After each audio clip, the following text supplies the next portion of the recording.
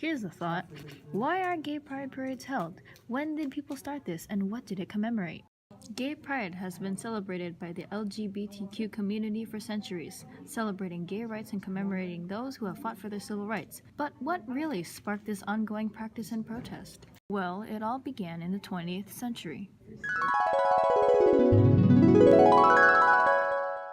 In the late 1950s through 60s, homosexuals were often ridiculed and ostracized. People would view them as perverts or those who lacked emotional stability, which had come over to many conclusions such as homosexuals were a risk to the government or homosexuality was a mental illness. They had anti-gay legal systems too.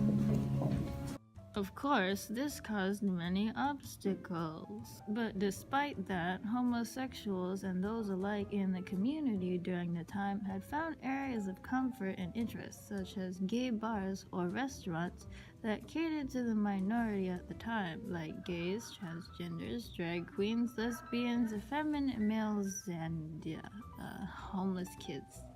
For some reason. In a way, this was a practice of civil rights. Gay bars and restaurants were welcoming in a sense, but one well-known gay bar was a bar that sparked the gay rights revolution, the Stonewall Inn. This took place at a Stonewall Inn, a normal restaurant that was transformed into a gay bar, funded by the mafia with around 3,500. The bar had no liquor license and the interior was not the best looking, but many customers of the LGBTQ community at the time enjoyed the bar and partying in general. And it was the talk of the town. Hey, have you heard of that queer bar down at the inn? Yeah, the Stonewall Inn must be tough for the customers, the raids and all. Yeah, it's full of those queer. Wait, what? Many people of the LGBTQ community have heard of it. Many have curiously gone to it and many have had a great time. But it wasn't always that way. Police, we're taking over. June 28, 1969, the Stonewall Inn was raided by the police under accounts of bootlegged alcohol distribution and some suspicious homosexual activity. Usually, beforehand, the bartenders took precaution by assigning bouncers to let those who look gay and or regular patrons and even hid backup alcohol. Of course, this still risked investigating personnel sneaking in.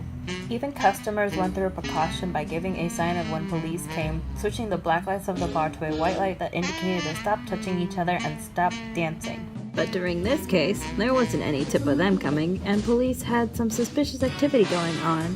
Their raid consisted of arresting drags, transgenders, or those without identification. Are you trans or drag? Hey, I'm lesbian. I thought you were American. You're coming with me! The party was over. Customers faced discomfort and harassment as police took upon those suspicious of violating gender-appropriate clothing. Any man dressed as a woman was arrested while everyone else was free to leave. However, many patrons refused to show identification nor go with the police. Instead, Hey, what's that noise?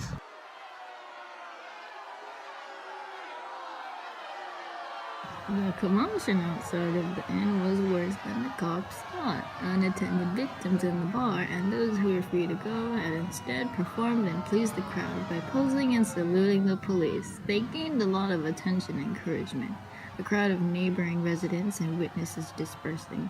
Gay power! We shall overcome! The police shoved the arrested into paddy wagons forcefully, which concerned bystanders. At one point, an officer hit a lesbian over the head, to which she responded. Why don't you guys do something? The crowd grew agitated as police committed unnecessary brutality amongst the arrested people. Bystanders and unattended witnesses began to insult the police and throw stuff.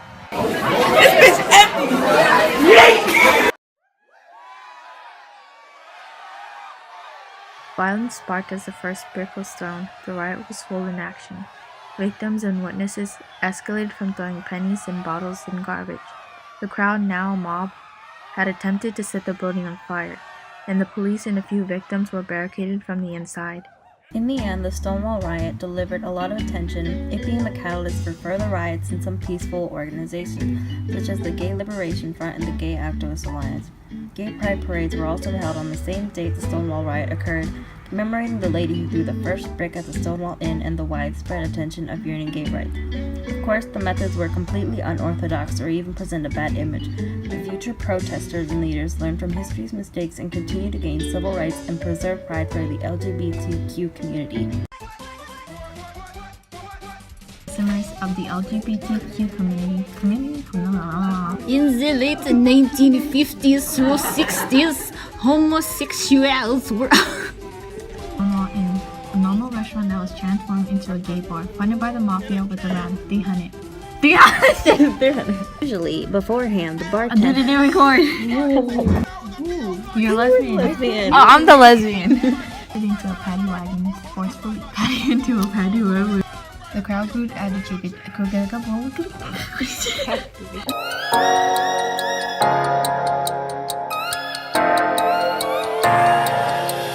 숨 쉬고 싶어 이 밤이